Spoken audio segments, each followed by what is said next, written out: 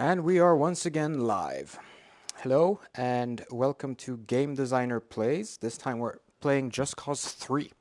And those of you paying attention might go, hey, Avalanche Studios game that was Mad Max. And you're. Let's see if I can adjust myself a little bit. There we go, better. Few reasons. So, first of all, it's because of my fanboyishness. I've not really had that much reason to play on my PS4 recently. I've been meaning to play Bloodborne's expansion, the a little bit dry on the PS4 side of things. And if I'm going to be playing anything, obviously I want to be playing Avalanche Studios games because, and this is going to have to be my disclaimer for this episode, just as I gave one for Mad Max.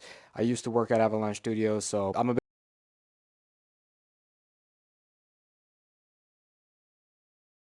bit of a fanboy. If I start gushing too much about the game, you'll know why.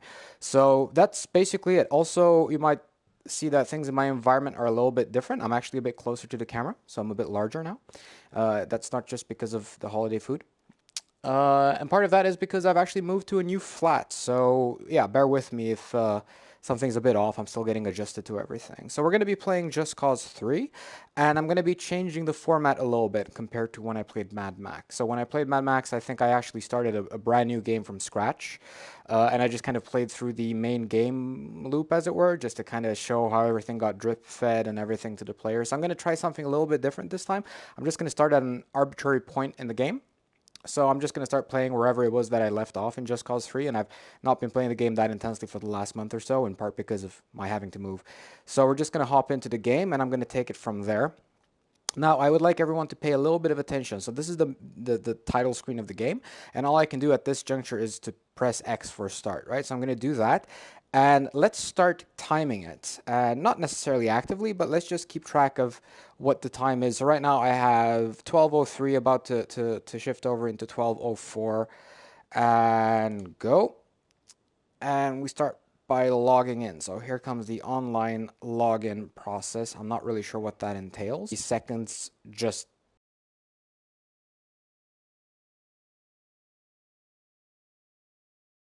this. So I'm not really sure what's going on in the background. But the game does use a lot of online features. I'm not really sure if that means that the online process should take longer. I'm not that technical, but I'm not really sure that more online features is going to scale linearly. And there we go. We're done with the online login. And here we go with the actual main loading of the game.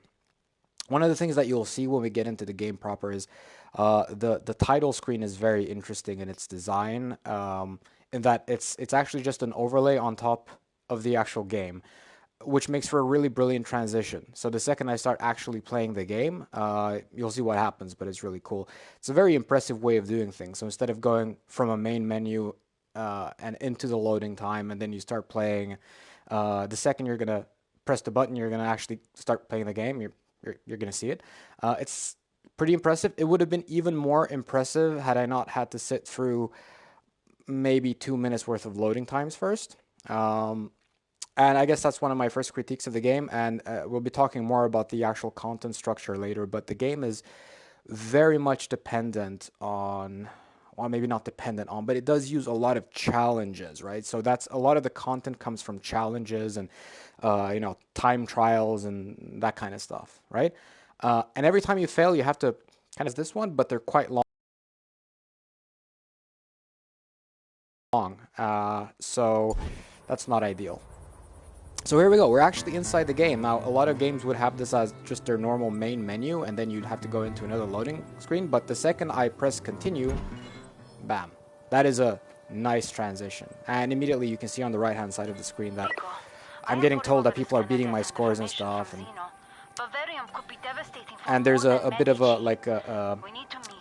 bit of game logic about easing you back into the game. So this is what this dialogue is about. So it kind of tells you the most recent information that you needed to have to know where you are in the progression, what have you. The story in itself is no, really forgettable. I forget why I do this. It is just as it has been for this franchise since the dawn of time. By that I mean like 2005 or something, so 10 or so years. God, I'm old. But it's been about like the story is a backdrop for all kinds of crazy you know, chaos and explosions and stuff like that. And there's nothing wrong with that. But I mean, this is not it's not a story-driven game. You're not going to play this as you would like, I don't know, Soma or I don't know, Stanley Parable or something to that effect. It's not artsy in that sense. This is very much a mechanics-focused game. So let's just have a quick look. So I think I'm going to start on the core mechanics side of things. Oh, look, this is as good a time as any to illustrate a little fun quirk. Let's see if this has been patched yet. I actually forget, but nah. Let's see if I can find some other. So there were some what do you call these? Like lampposts. There were some lampposts at a point in the game that I could actually just walk into and have them like act as if I'd run into them with a car. And I think it has to do with the way the physics are set up. So the main character, Rico, he has some sort of physics attached to him, and the amount of force that he exerts by walking forward was over a given threshold, which triggered the destruction animation. I felt like I was Terminator. Like I walked into it with my metal body and I just broke the metal thing. It was just kind of fun. So yeah, what we're going to do is we're going to start on the core mechanics side of things, and one of the first things that's been added to this game that I want to illustrate. So first of all, we remember the whole grappling hook parachute combo, so that's not new, but one thing they've added now is the whole wingsuit thing where I can actually move forward quicker, and that also works together with the grappling hook and the parachute. You can transition between the two as I'm doing right now, so yeah, that's kind of cool. Let's see, how about these? And now we are, as you can possibly tell, we're actually inside a settlement. So if we open up the map, this is a town, and it's an oppressed town, as you can see. And there's a list on the left-hand side telling me what needs to be destroyed inside this town for me to be able to liberate the town. So it's not that different from what was going on in Just Cause 2 and to some degree in Just Cause 1. That's basically it. Blow up a bunch of stuff, and then you can liberate a place. I'm not sure if it's actually meant as a comment on spreading freedom by bombing people to shit, but I'll take it.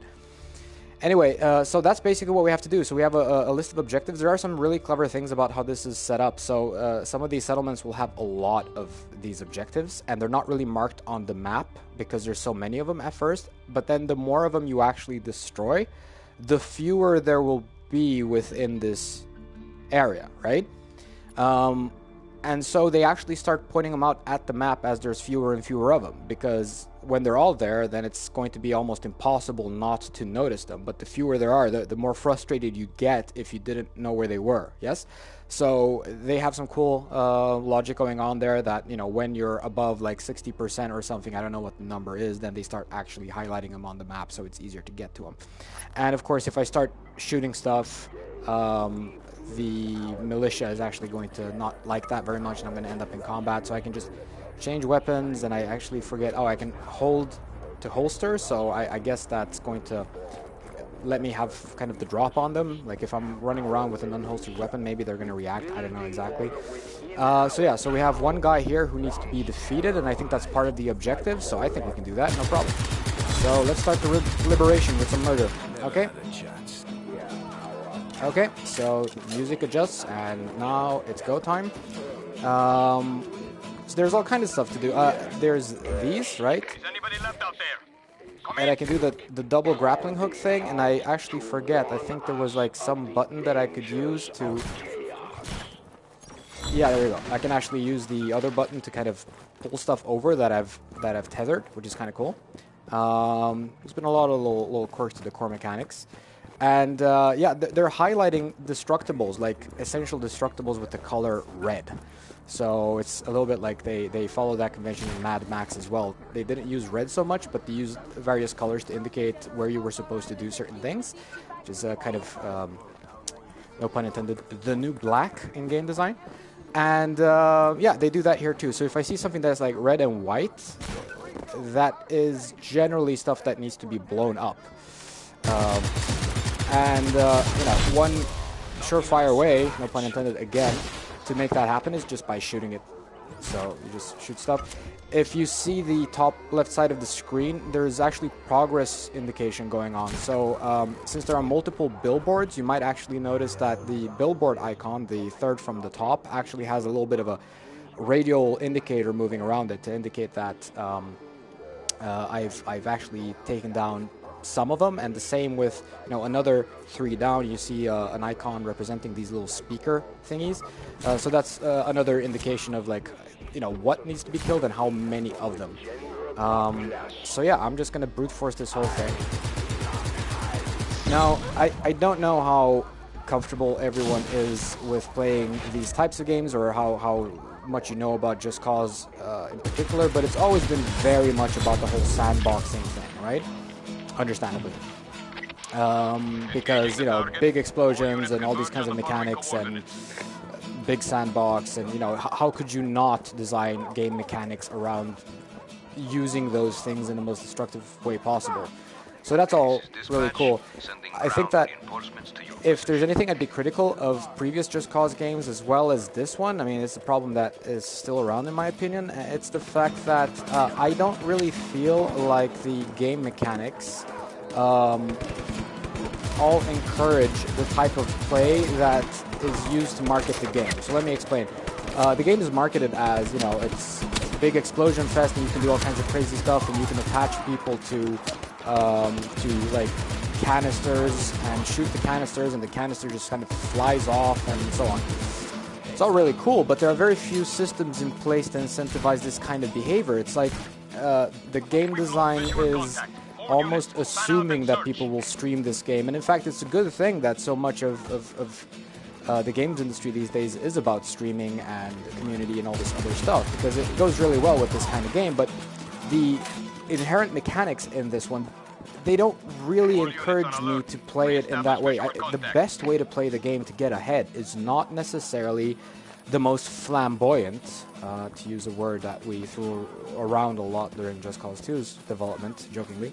But the most flamboyant way of doing things is not necessarily the best way of doing it. In fact, it's actually quite confusing at times, and you can actually do yourself a big disservice. Also, they had this that just happened. Like, they lost track of me, and thus they reset the heat level, and I guess that's kind of how it has to work. But there are a lot of little systems that I feel are sometimes competing against each other. Like, am I supposed to stealth these guys, or what am I supposed to do? And I find myself that, the best way for me to get ahead and actually accomplish the objective is usually to just have my feet firmly planted on the ground, or like have high ground like I do here, and then just shoot stuff, right? I have very little reason to make things difficult. In fact, I often do myself a pretty massive disservice by complicating how I do stuff.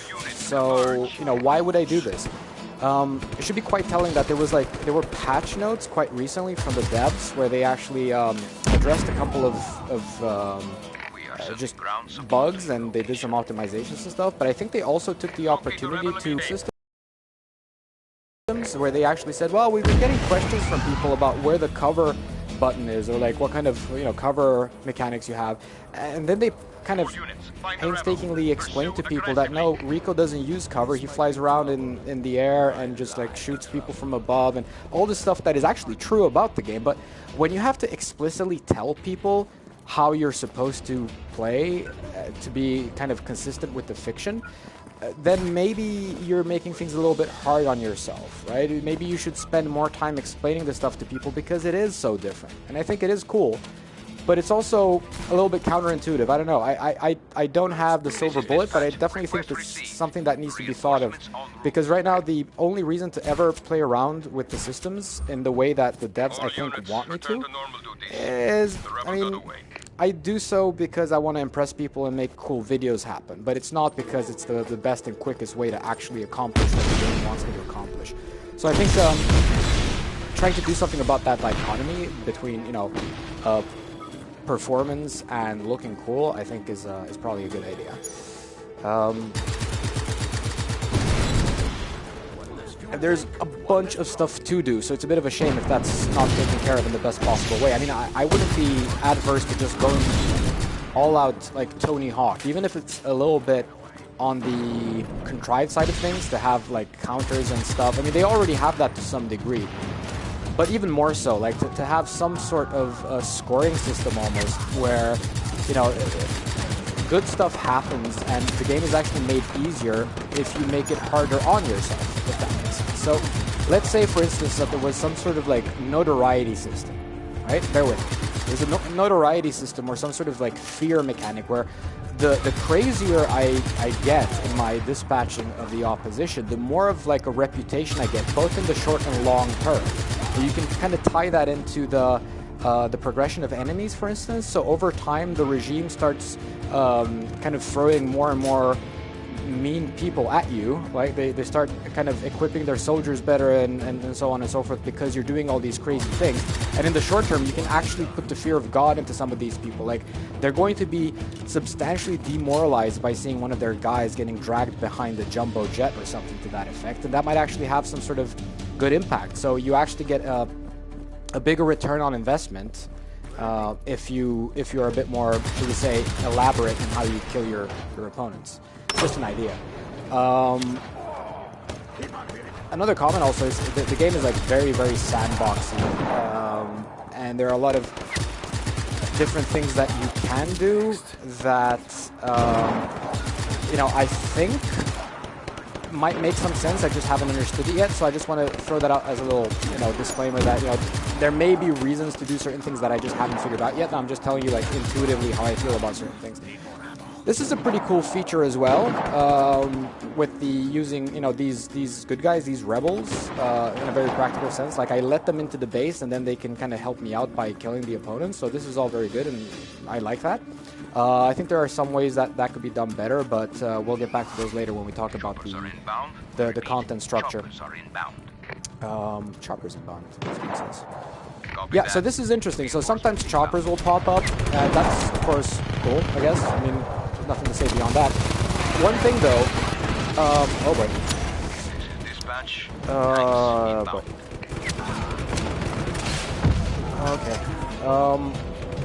One thing that I'll mention as soon as I'm not feeling too pressured anymore is with the reinforcements coming in and the choppers and stuff, there are times where the game kind of plays itself a little bit.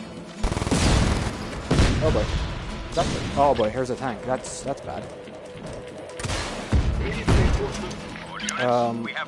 Because these, especially the helicopters and their air support and stuff, will actually come in and just kind of, they kill themselves. I don't know if it's the AI that needs to be improved or something, but it's just like the game starts playing itself at some point. There are some instances, I think there are plenty of clips on YouTube actually, of people not doing anything and just earning chaos by being in the environment and having these government people, these hostiles, actually killing themselves and destroying stuff without the player having to do anything.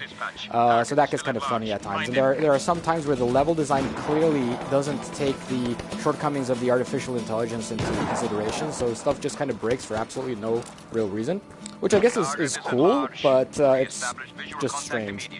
And I'm pretty sure that's not intentional. So now I'm not really 100% sure where my next target is, and now is a really good time, I suppose, after that, right? Now's a good time to actually use the minimap feature, right? So I can't really zoom in any further, which is a bit of a shame, I suppose, but yeah, okay, so there's some stuff forward and to the left, so over there. Cool. Sending additional ground forces to your location immediately.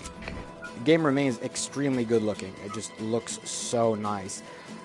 I do feel, though, that, at least from what I've seen so far, I get the impression that there's actually a little bit less variety than there was in Just Cause 2. I'm not really sure. Maybe I just haven't seen enough of it, but I just feel like there are you know, fewer different types of areas. But maybe that's just simply me not having gotten far enough.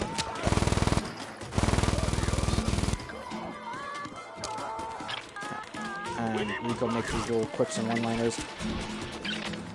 There we go. So where's the next thing? Oh yeah, there's a statue over there. So yeah, there's still stuff to destroy here. I'm going to try to speed things up so that you can see what happens when something actually is liberated, when a settlement is liberated.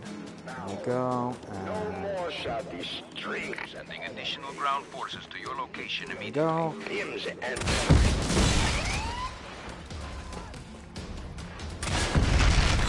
In fact, there's actually been a pretty substantial, from what I can tell, rationalization and increase in focus with the game. I think that, you know, some of the stuff that happened with Just Cause 2 was a little bit unexpected and maybe a little bit unintentional. So for instance, stuff like the whole grappling hook parachute combo was, there's a long story behind that, but there were some, should we say, very happy emergent behaviors and accidents that led to that whole thing happening. And it wasn't really part of the plan as much, and for this game, no one's actually surprised about what people like about the Just Cause game. So this has actually affected certain aspects of the content, right? So for instance, used to be in Just Cause 2 that you had these hijack mechanics that were really elaborate, right? So you could hijack vehicles and you had all these kinds of like different stunt positions and, you know, discrete positions where you could basically jump on top of a vehicle and you know, stand in specific positions and hang over the edge of the car and stuff, and so on and so forth, right? It's all fine and good, but that's actually been made a lot simpler in this game, and I think part of that is because of one of these, should we say, happy coincidences and or emergent things that happen. So with the whole parachute grappling hook thing, used to be in Just Cause 2 that, you know, it was such a good way to move around that using vehicles was almost pointless. I mean, just using the grappling hook and parachute to move around was just like too effective. And why is this a problem? Well, it's a problem because I just need to check where I need to go. It's a problem because these vehicles that we had in Just Cause 2 were quite expensive to build. You know, having all those different discrete stunt positions and so on and so forth is not free. Right? It just doesn't happen randomly. You have to actually build those vehicles. And the price per vehicle was relatively high, all things considered, right? So now with this game, seeing as they kind of know, they're not surprised anymore that people want to use the grappling hook parachute combo and indeed the wingsuit that they've added. They've actually simplified certain things, so that kind of goes to show that, you know, adding more features is not always the best way to do things. Just insisting on a certain feature set that no one really cares about is not ideal. I mean, you're effectively wasting money, right? So let's see here. Monitoring system. Where is this monitoring system? I don't even know what that looks like. Apparently, I think initializing search protocol. Find the target as soon as possible. Is that the thing? Disable? Okay, there we go. Yes. Will I ever disable that? So yeah, some optimizations. Clear heat. Well, how about I just stand outside their field of view and then the heat's gonna go away eventually. See, I'm not really sure that this is the most exciting way of progressing in a game. I'm just gonna stand here until they lose interest. I guess now is a good time to kind of look through my list of notes and see if there's anything else that I need to kind of... Target escaped. Resume normal patrol. Disable the monitoring device. That's one. Disable all monitors. So, okay, so now I have to do all of them, like, in succession, which is cool.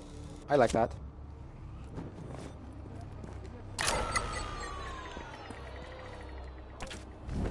Yay.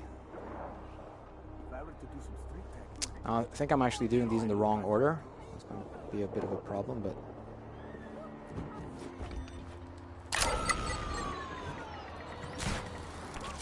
There we go.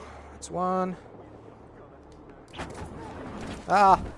Okay, that's probably not the best way to do that. 208 meters. God, I am bad at this. I'm probably going to have to redo this. Oh boy, oh boy, oh boy, oh boy. Okay, come on. There we go. I like this. I'm not sure how it's justified in the fiction, but it's fun. Rico, our savior, I heard someone say. So that's kind of cool. I like everything that is like that, where the game kind of acknowledges what I'm doing and people recognize it. There we go. And I've got it. And now all I need to do is raise the flag. Rezo y flaga. That is not Spanish. Raise the flag. Yay! Done the flag raising thingy. And this is now rebel held, and that's going to have implications. This town garage is now open for business. Bring civilian. Yeah, right, exactly. And you can just kind of add stuff to the rebel drop list. There we go. And now challenges are getting unlocked. So this is what I was talking about in the intro. There's a lot of focus on doing various challenges, and these challenges are going to give you resources, and these resources let you upgrade a lot of stuff. Like, you cannot believe how much there is. I mean, it almost looks like, correct me if I'm wrong, guys. If you're watching this, just kind of drop me an email and tell me if this is complete bullshit. But I almost get the impression that with the unlock mechanic being as granular as it is, it's almost as if the game had like a microtransaction free-to-play mechanic for the longest time, and then someone at the last second decided, you know what, we're not going to do MTX in this way because people are going to get pissed off. So they removed the microtransaction aspect, but they kept the balancing. They actually kept the granularity of the unlocks. Because some of the stuff that you can unlock is just like, huh? I used to be able to do that in games without actually paying any resources for it. I don't know. There's a lot of it. It's not all bad either. I mean, I like the whole notion of having a lot of progression thrown in there. And in fact, Mad Max also did have a lot of that, so that's good. So now, as I'm actually liberating these provinces, I'm actually also liberating the settlement in its entirety. So, you know, settlements are just parts of a bigger region, and I'm going to show you that on the map. But as you actually liberate regions, that has a lot of good repercussions. But yes, as I was saying, so with Mad Max, you also had a lot of progression. I think one of the reasons I actually like Just Cause 3 a little bit better than Mad Max, at least so far, is because I kind of like the feature set at my disposal a little bit better than I did with Mad Max. So I guess that's just a question of personal preference. But yeah, that's basically, I feel like even in his most default state, Rico can do a lot of cool stuff, and, you know, the actual sandboxing and playing around is a little bit more fun for me. So that's it. So I think I've probably touched on most of the stuff. Yeah, I mean, I mentioned some of the glitches. Sometimes you'll have instances where you're doing settlement liberations and stuff, and you have enemy soldiers just staring at you. Your heat level might be through the roof. They're just kind of staring at you for no reason because, you know, bugs happen, I suppose. Um, Sometimes you have these like kind of cheap deaths that will lead to obviously having to reload the game and stuff. It's kind of generous like that, though, the game, right? So the progress you have towards a setting for silly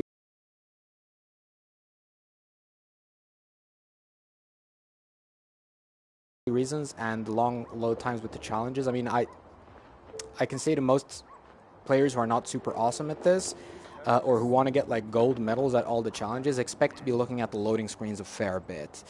Um, Hello, friends of the rebellion. There we go, more drip feeding. Report that the town of Serpico is no longer home to Di Ravello's military forces. Fight on. Yep, fight on indeed.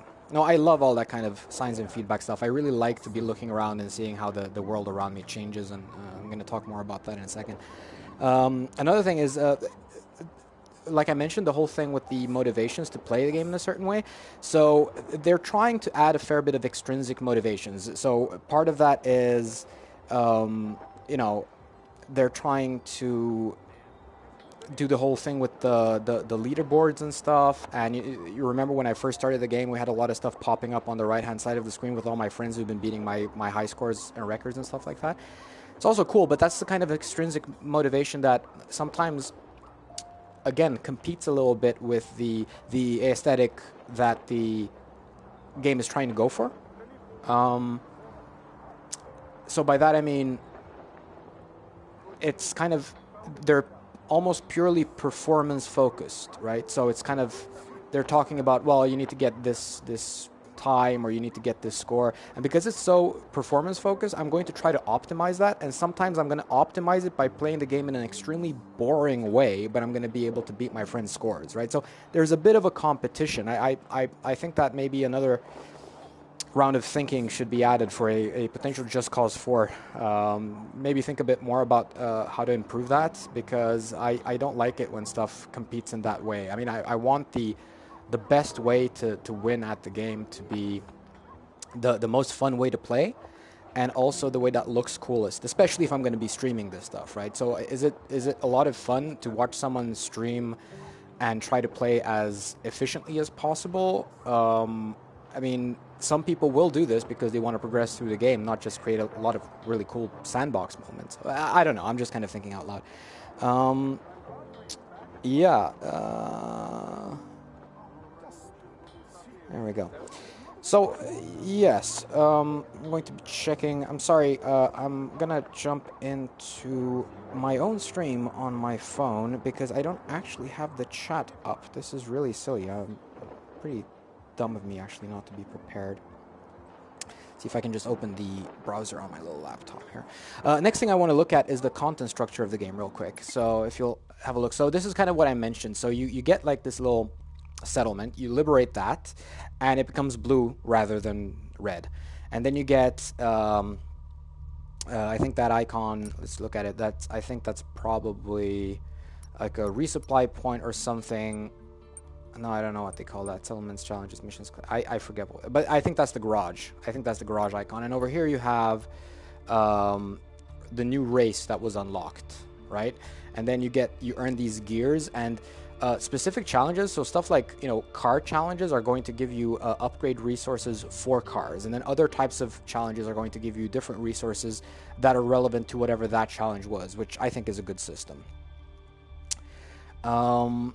What else is there? Oh, so it's the whole thing about like liberating stuff. So as you liberate these settlements, the actual region itself becomes liberated over time, like I've done here, right? So we've got this over here being liberated, and you got Baja here that's liberated, and yeah, so you can kind of figure out the progression. You take care of all the little settlements, and then the whole region gets the whole province, whatever you call them, these little zones get liberated, and that has a bunch of benefits. Now, I have a few issues here. I actually feel like when you have these kinds of things, just like in Mad Max and certain other games of this nature, sometimes the actual geography matters a whole lot, right? And sometimes this kind of setup is just basically a glorified list.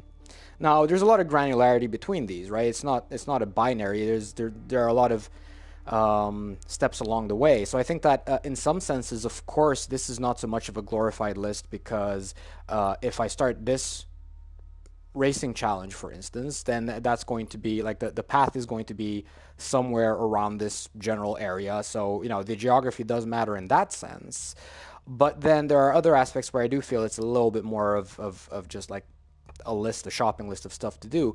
One of the reasons I feel that way is because there's no real strategy attached to the order in which I do things.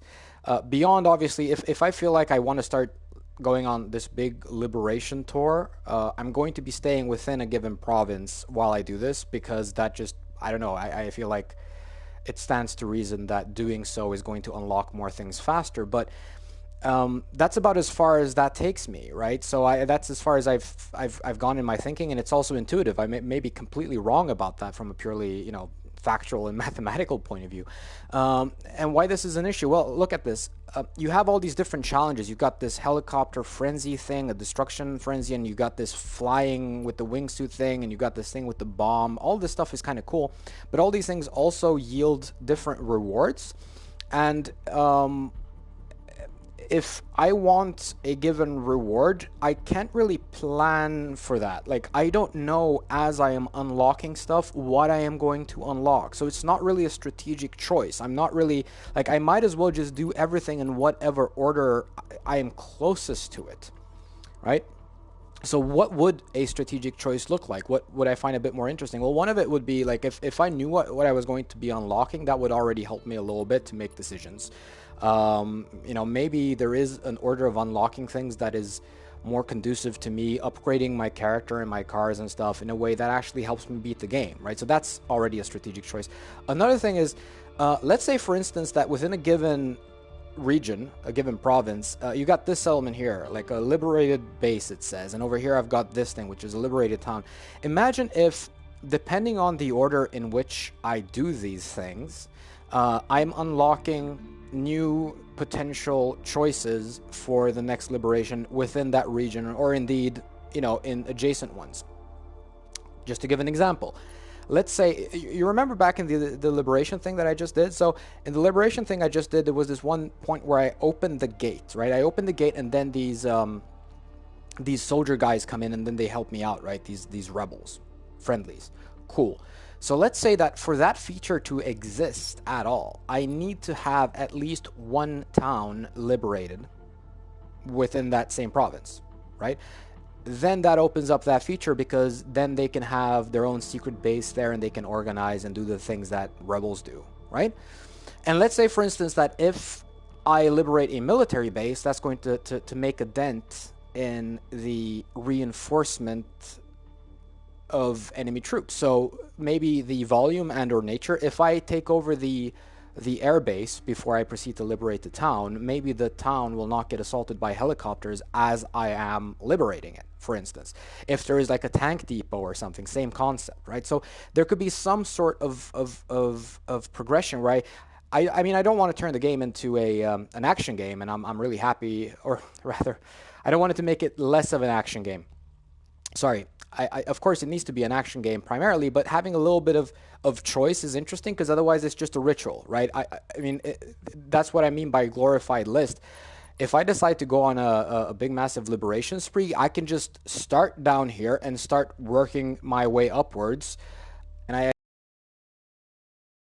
I feel like there are some games with open world structures that do maybe more interesting job in having some sort of order attached to the way stuff gets liberated. So what else is there? So I'm gonna keep looking in my notepad. I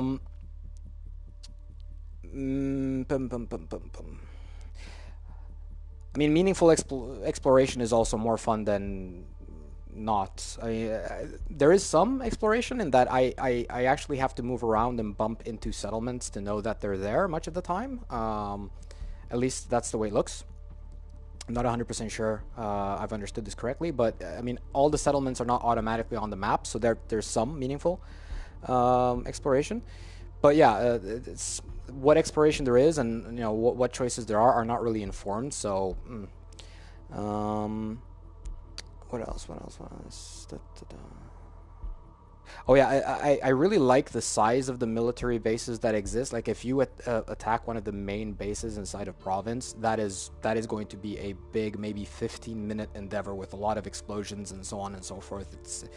I mean, a lot of thought went into this, and some of the really big ones are just kind of like, yeah, okay, that was truly awesome. When everything, like all the stars line up, and I, for whatever reason, whether through trying or through accident, I managed to get like these chain explosions happening, and that's really cool. So yeah, what else is there? I mean, I also have a section that's basically like little observations and stuff. So one of the resources, this is kind of funny, one of the resources that they're fighting about in this game and in the story is this miracle substance called Bavarium. Now this is like an Avalanche Studios Stockholm in-joke, I think. It has something to do with this Bavarian restaurant where after eating you are so, like, you go into this food coma where you feel like your stomach is lined with Bavarium. And I know that some of the writers over there have been trying to get that joke into a game for a pretty long time, and they finally did it, so congrats, guys. It's still funny, by the way. Yeah, so there's that. There are also, like, as is normal in this genre and in these kinds of games, a lot of the weapons and vehicles and stuff have kind of joke names, if you will.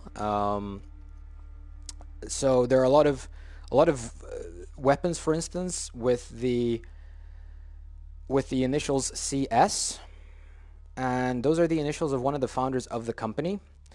I think my favorite weapon in the whole game is the CS Negotiator, which I think it's a grenade launcher or something like that, which is incidentally how the man is known to negotiate.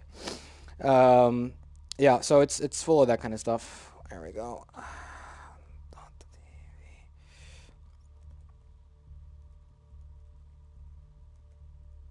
I'm actually logging into my own stream because I'm seeing that comments are coming up in the chat, and I don't actually have it up. God, it's been a while since I've streamed. Apologies if I haven't gotten around to answering questions quickly enough. What else? Oh yeah, so there's another thing, another little observation. So as I was playing, I was playing a few challenges at one point, and I was noticing that the so-called world simulation, which is to say all the more or less random events that happen in the game world to make it feel like a living, breathing thing, you know, with pedestrians spawning and cars spawning and so on, that kind of stuff was still active as I was doing the challenges. Which some of the time doesn't matter. It does a lot for the atmosphere and stuff. You know, I don't care. It's not necessarily a bad thing. But when it's a driving challenge and I can't really predict where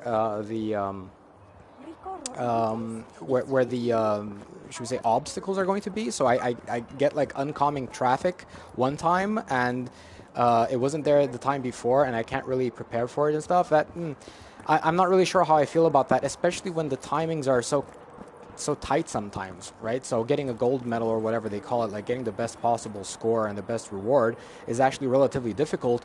You know, it does feel a little bit strange that some of the time I'm going to bump into, as I say, oncoming traffic or something, and other times that's not going to happen.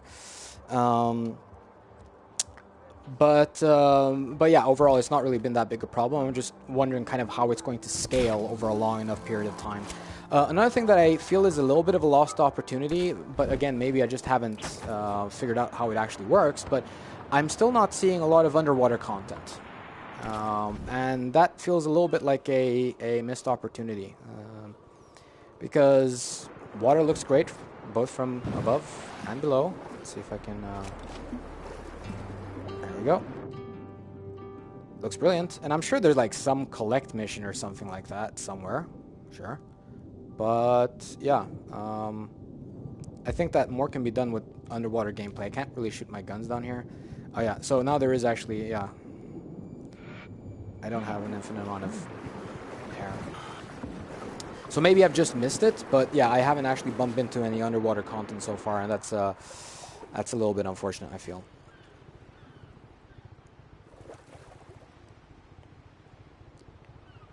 So there we go.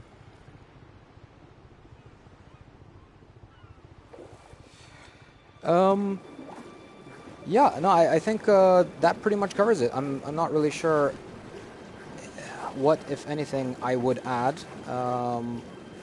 I mean, overall, seeing as I had a lot of notes and I wanted to get them in and not make the episode too long, which I feel like some of the previous stuff that I've done has been a little bit on the long side. Maybe it sounds mostly critical, but it's not really. I mean, I'm really enjoying the game. I think it's like all the mechanics are really fun. I'm probably going to be playing it, and I hope I don't get sued by that graphics card manufacturer now, but I'm probably going to be playing it a little bit like the way it's meant to be played. By that I mean I'm probably just going to go around and sandbox stuff and maybe make fun clips and so on. I'm very unlikely to get 100% or even finish the main mission. I just kind of feel like just sandboxing around, playing with stuff, enjoying the mechanics. Just this in its own right is just a lot of fun. You know, it just feels nice.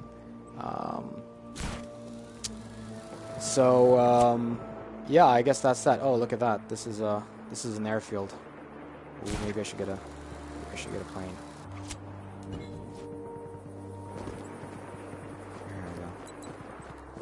we go. Yes. Let's see, I hope I have enough space to actually take off.